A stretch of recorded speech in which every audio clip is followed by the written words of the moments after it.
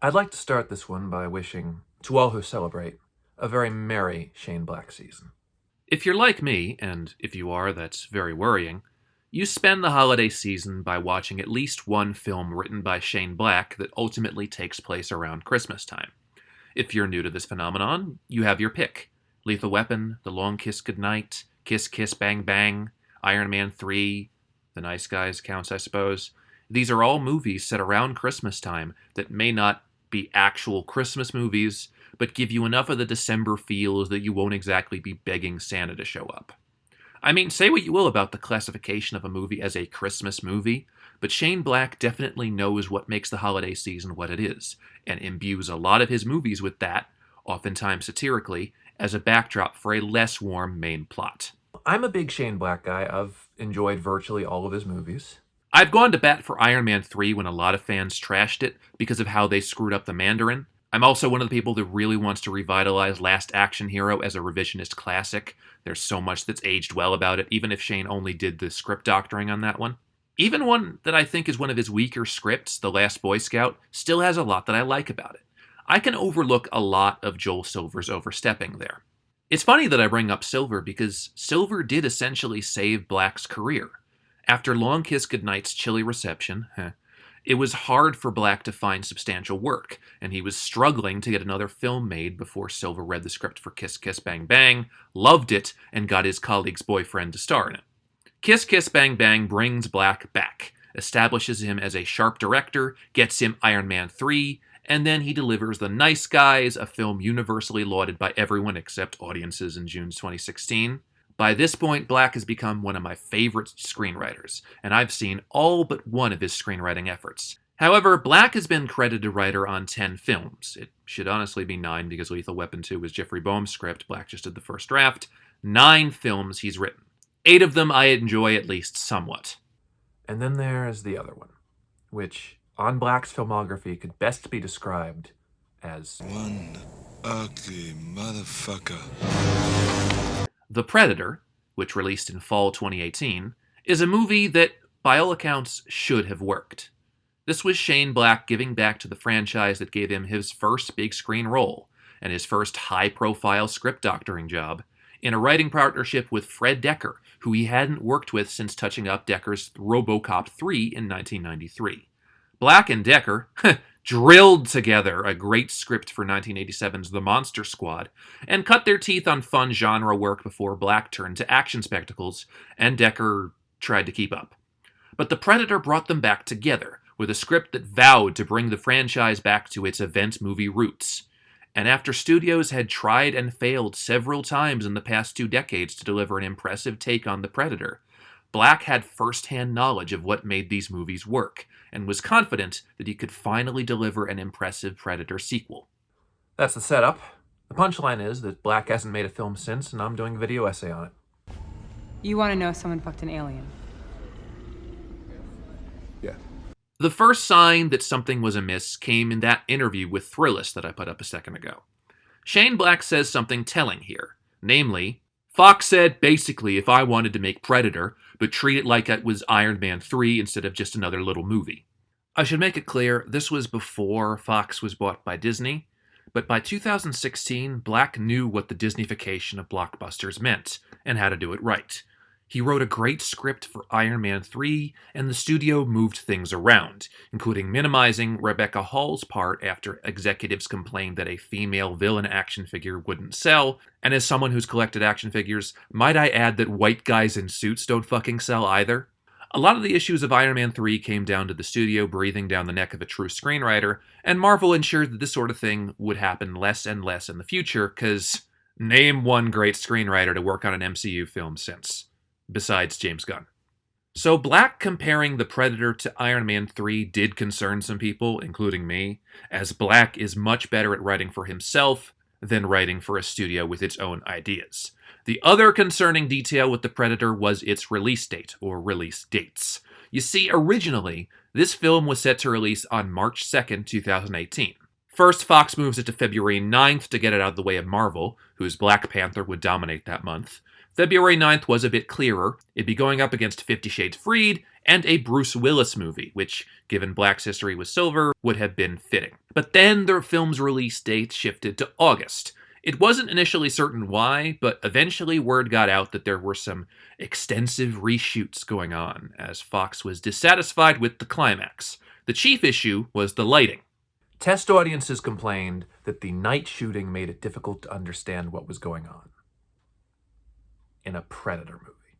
So they reshot the climax, tacking 5 more months onto post-production. And since the studio worried that Tom Cruise would eat them for breakfast, they made it an even 6, pinning the film's release at September 14th, 2018.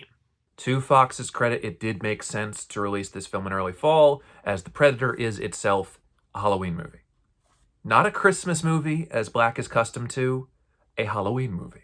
Because the last movie Black and Decker wrote together was a Halloween movie. I'd say they should have posted to October, but in 2018, that month belonged to Michael Myers. So this was the best Fox could do. Just slap it in September with a new climax and a new edit and hope that it worked out. And funnily enough, the problems that people ended up having with the film had nothing to do with what was fixed in reshoots. So, not sure if you've heard, but The Predator does have some representation issues. Some autism representation issues. And I remember when I first heard about this, my first reaction was, how bad can it be? 2018 was already host to a ton of terrible autism representation stories, and the theme was that these roles were being written by neurotypical people and performed by neurotypical people for largely neurotypical audiences.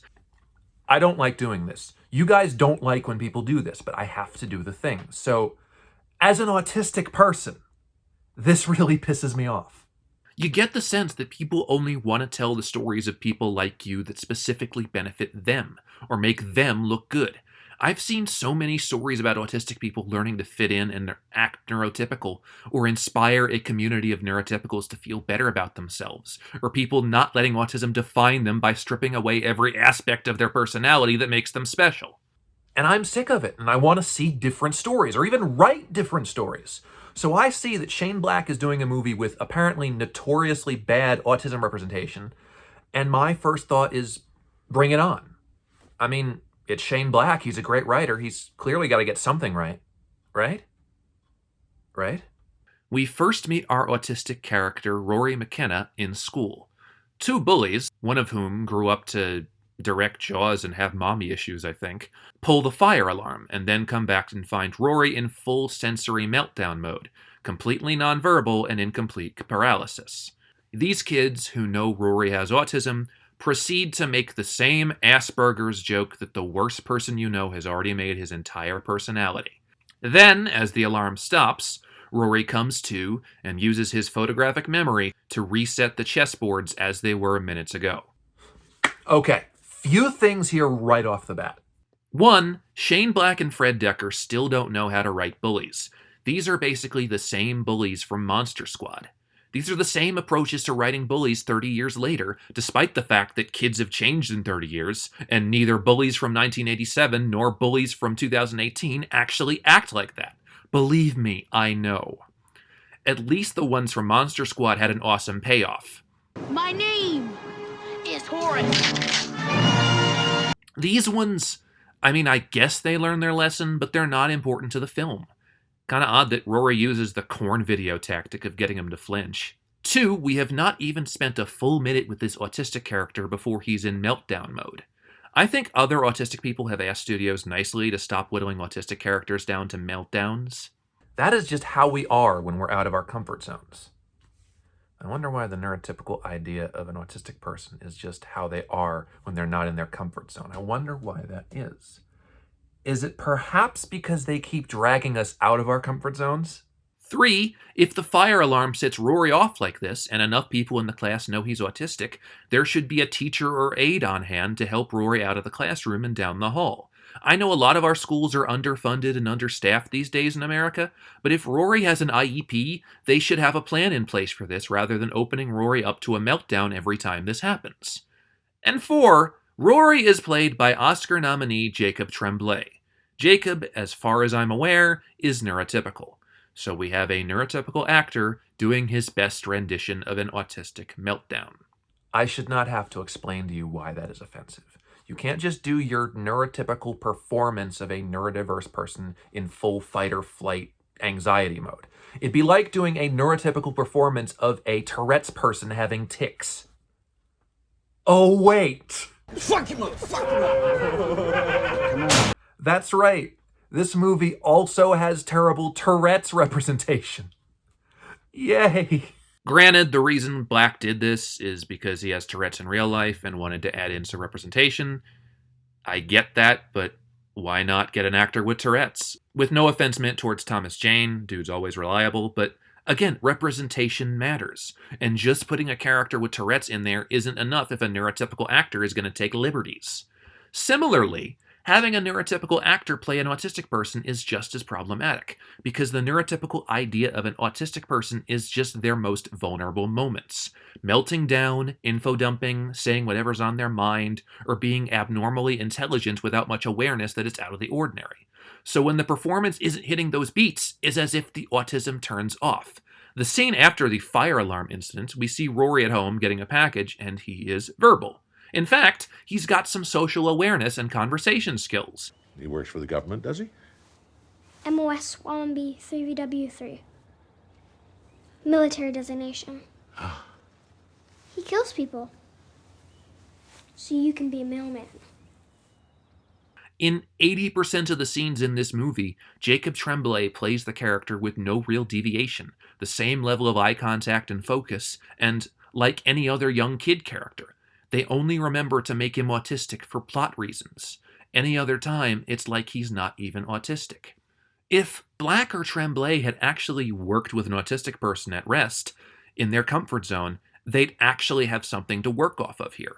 I can't exactly turn the autism off, but what I can do is make it part of my charm. You see, most people that I talk to know that I'm neurodiverse in some way, and I don't sand myself down to impress people, but I just take the best parts of myself and the autism and accentuate them, and mask when I need to. I can't exactly say that Rory is doing that here, solely because the character doesn't seem to be autistic all of the time. You know how you circumvent that?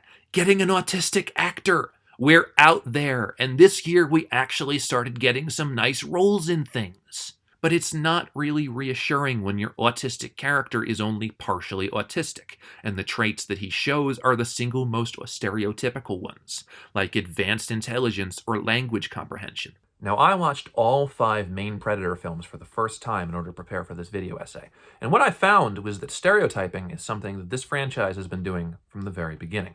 The first Predator has Billy, a Native American character who has mystical predator sensing abilities. What happened here, Billy? Strange, Major. There was a firefight. They were shooting in all directions. Can't believe that Jim Harper walked in on ambush. I don't believe he did. I realize that it's not my place to speak on behalf of Native Americans on how bad it is to present the trope of the mystical, all-seeing Native person, so I will just say that it's bad representation and leave it at that. Predator 2, a film that tries to make a RoboCop-esque dystopia with half the creativity, has a central crime war between some extremely formulaic Latinos and the Jamaicans. There is a way of doing a Jamaican drug lord right, I think, and Predator 2 does not do this, because they have their Jamaican drug lord character mark a character in a voodoo sacrifice. But I have to take your soul. A simple Google search will tell you that voodoo is of Haitian origin. There is no such thing as Jamaican voodoo. There is Trinidadian voodoo, but not Jamaican. 2010's Predators triples down, with hunters from all over the world crash landing on Planet Predator, meaning that there's even more cultures to stereotype. Aside from your usual Russian stereotype, you've got Mahershala Ali playing an African warlord named Mombasa, which would be like if I played an autistic sniper named Stims McGee.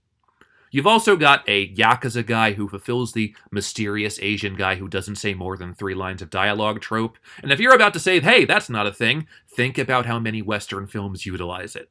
And then you have Alice Braga, famously Brazilian, playing a member of the IDF. A Hollywood producer really said, sure, this Brazilian actress can pass as Israeli. But that is a long lineage of stereotyping, and the Predator has these aforementioned neurodiverse characters. So the trend keeps going, just in an even worse way. And Rory becomes very crucial to the plot, as he becomes so good at deciphering Predator technology that he sends some monster ones his way using a Predator mask as a Halloween costume, and then he goes and obliterates some dude's house. When plot things start happening involving his father, the film's protagonist, played very well by Boyd Holbrook, they collide with Rory's plot, because predators are after him as much as they're after Holbrook's Quinn's character. Around here, I realized that it wasn't just the bully characters that would have something to say about autism. Pass me. Can you tell your kid to tone down the psychosis, please? I'm sorry I'm being autistic in your breathing space, Karen. Jesus, Olivia, it's a good thing I still like your boyfriend. Also, the film already toned down his psychoses. They only show up when the film wants them to. So, now you just look like an asshole. But it could be a lot worse. For instance, this next cluster happens within about 4 minutes of screen time. So Sterling K. Brown plays the villain in this. He wants the Predator technology for himself. The film doesn't clearly say why. And so midway through the film, he's informed about Rory blowing up one of his neighbors. He has the operating system. Get the fuck out of here. Thought it was a video game.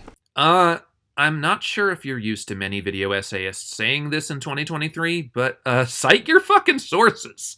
That is the other thing I do not like about The Predator. This movie has no idea how to interpret autistic people other than just speaking for us. Because there are no actual autistic people consulted here, and there's no autistic point of view, all of the neurotypicals are interpreting the neurodiverse perspective and melding it into their own narrative. It happens here.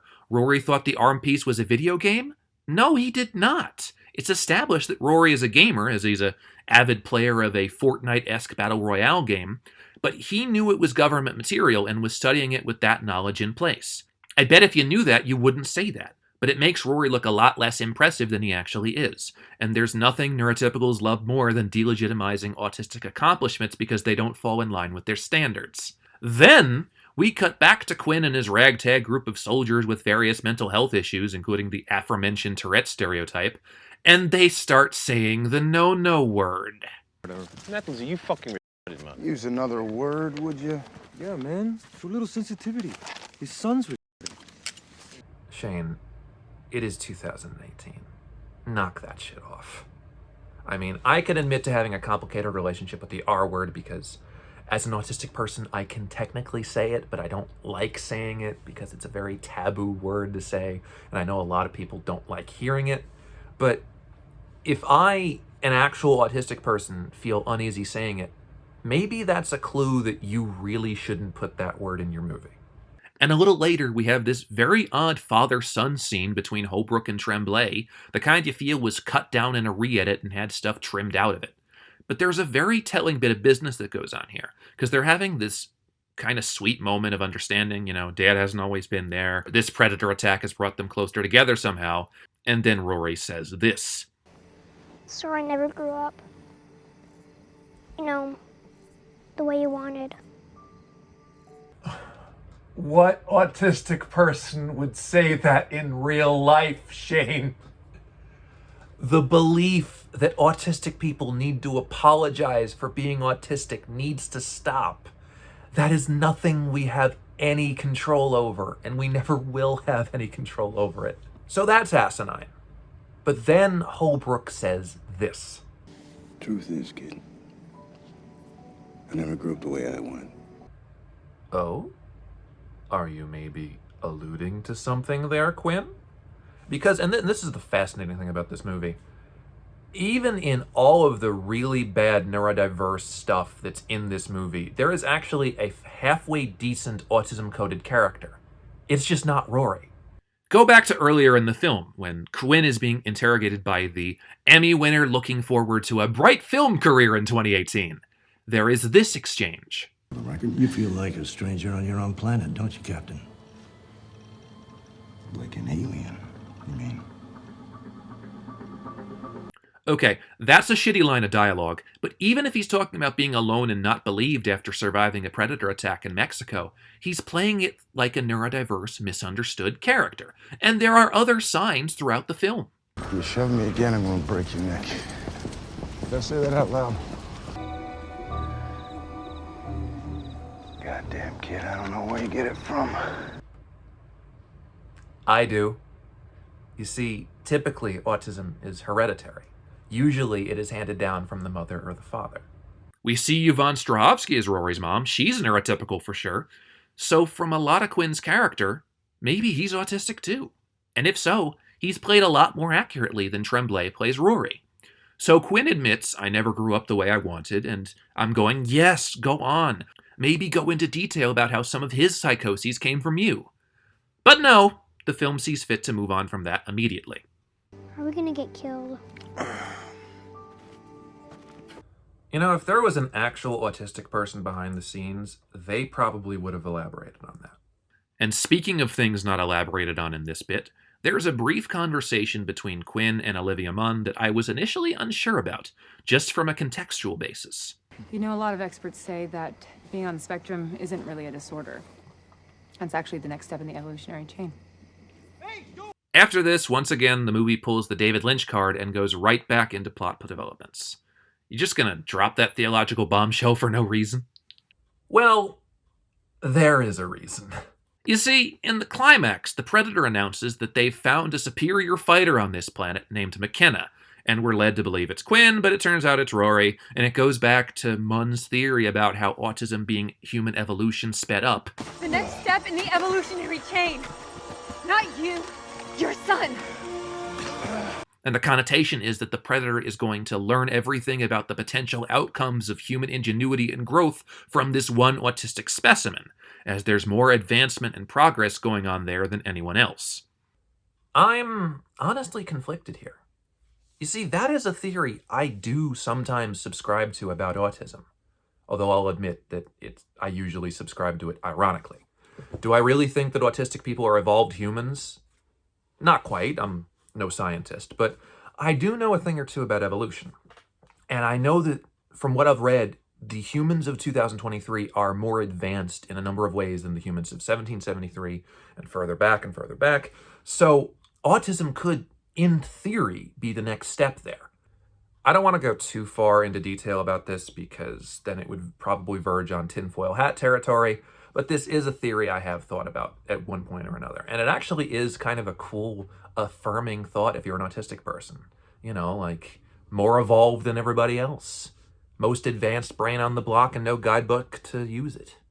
But as it's used here, it's not quite saying that. It's not saying that autistic people are evolved humans with advanced brain activity that the rest of the world can learn from. The Predator is saying that autistic people are evolved humanoids in the same way that the X-Men are evolved humanoids. Yep. According to this film, autistics are just humans with superpowers. That old yarn again.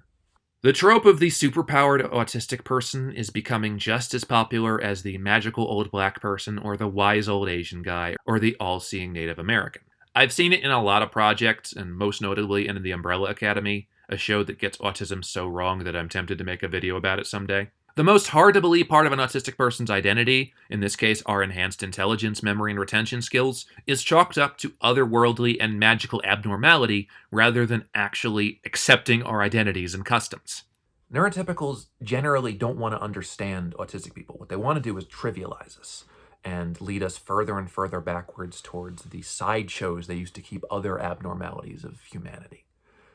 Because that's easier to them than just trying to understand us and include us regardless of our differences. And so the Predator leads us to believe that aliens want to study autistic people to bring themselves to the next stage of evolution by melding with them. Throughout the film, there's hints of combining Predator DNA with human DNA. There's a dog thing that reminded me too much of Ang Lee's Hulk movie. And so it's there to set up that the Predators want to build a human-predator hybrid solely off of neurodivergent DNA to build the ultimate hyper-intelligent soldier. Yes, from the strongest, smartest, most dangerous species on every planet they visit. Collecting survival traits from the most high-end specimens. I think they're attempting hybridization. If you have seen just one Predator film, then you already know why this doesn't work. Why would a predator value anything about something they believe is an inferior organism enough to hybridize with it?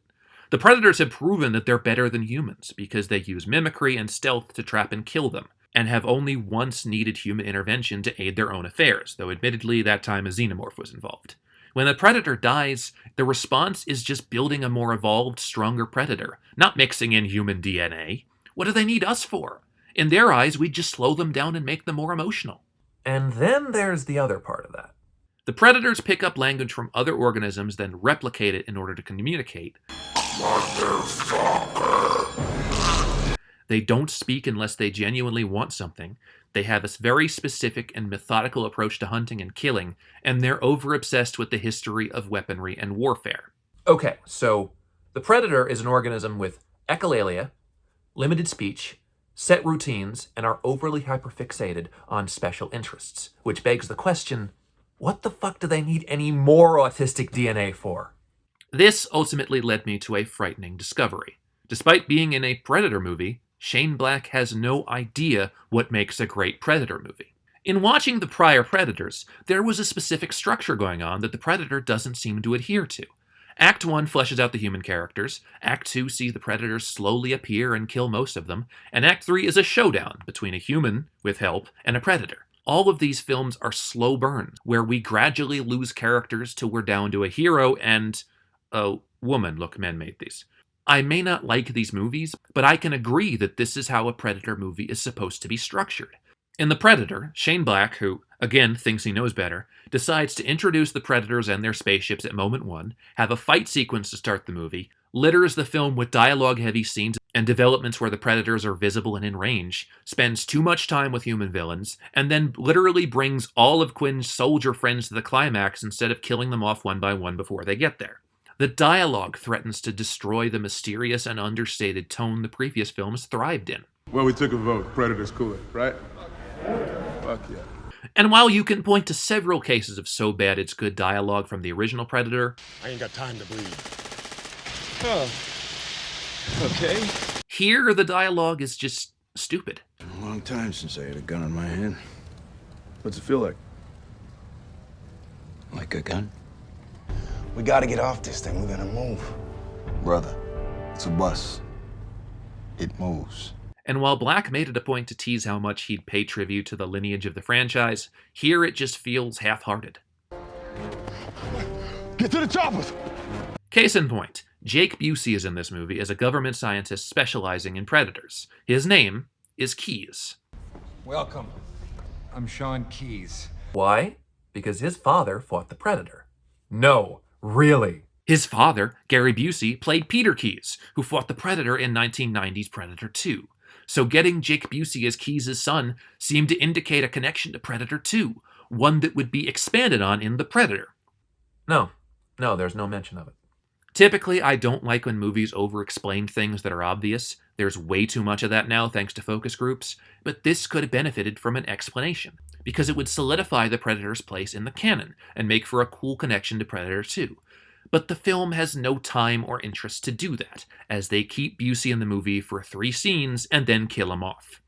Don't let him get away! That, ultimately, is what Shane Black thinks of the Predator source material. It's nice to hang around, but at the end of the day, he's going to do his own thing, and the foundation of the franchise can work around it. Which is funny, because in the original draft of the script for The Predator, there was an appearance by someone very, very important to the foundation of this franchise. Knock, knock. Yeah, the ending tag was going to be Dutch showing up on a chopper, greeting our characters and teasing that the next stage of the adventure would concern not Quinn, but your kids, Marty! Something needs to be done about your kids! Arnold read this draft and didn't want to be a part of it if it was just a cameo, so that ending was nixed and they put in some bullshit about Quinn operating a Predator-style exosuit that sets up a sequel that's never going to happen. Ultimately, The Predator stands out not just as a Shane Black film, but as a Predator film. Black did his best to create an exciting, satisfying new installment of a film series that launched his career, and it got away from him. And the reason why I wanted to cover this movie and why I wanted to go over the autism representation in it is I wanted to ask why. Why did this go so badly, both as a Predator film, a Shane Black film, and as a film with autism representation? And it ultimately goes back to what we know about Shane Black. He found success, then suffered both critical and commercial failures, then success again. And in rewatching his films, it occurs to me that Shane Black is better at responding to failure than responding to success. When he's making money, he lets scripts get away from him, like The Last Boy Scout, Iron Man 3, and admittedly parts of The Long Kiss Goodnight. But when he's determined to get back at it, he makes things like Lethal Weapon, Kiss Kiss Bang Bang, and The Nice Guys. Black was riding so high off of the critical acclaim for The Nice Guys that he thought he could do anything. He got cocky. And in a sense, an irreverent, cocky man who's so overconfident he doesn't realize where he's stepping is perfect to direct a Predator movie. 90% of the people killed by a predator are cocky, morally bankrupt men. And that's what Shane Black was when he took on another franchise film after writing what many consider to be his magnum opus. So that is why, in my opinion, Shane Black made a movie about a stereotypically neurodiverse character who re-engineers alien technology, then is nearly abducted by aliens trying to better their own genetic makeup, and at the end of the film is casually aiding the government for some reason.